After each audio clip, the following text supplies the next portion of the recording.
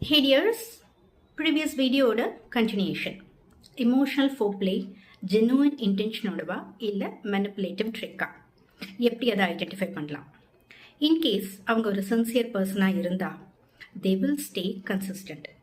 Their words and actions will match. உங்களோட boundaries and பேஸை respect பண்ணுவாங்க, ரஷ் பண்ண மாட்டாங்க, புஷ் பண்ண மாட்டாங்க, உங்களை ஃபோர்ஸ் பண்ணி உங்களை அன்கம்ஃபர்டபுளாக ஃபீல் பண்ண வைக்க மாட்டாங்க. You will feel emotionally safe with them.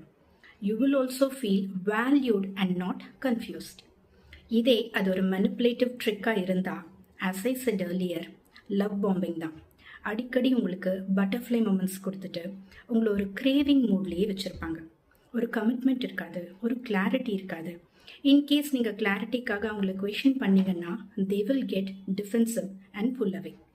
Silent மோடுக்கு போயிட்டு அவங்களோட அட்டென்ஷனுக்காக உங்களை கிரேவ் பண்ணுற மாதிரியான ஒரு சுச்சுவேஷன் கிரியேட் பண்ணி நீங்களே அவங்க கிட்ட போயிட்டு சாரி என் மேலே தான் தப்பு அப்படிங்கிற மாதிரி பண்ண வச்சுருவாங்க. So dears, slow down your emotional sharing. Watch their behaviour and not just their words.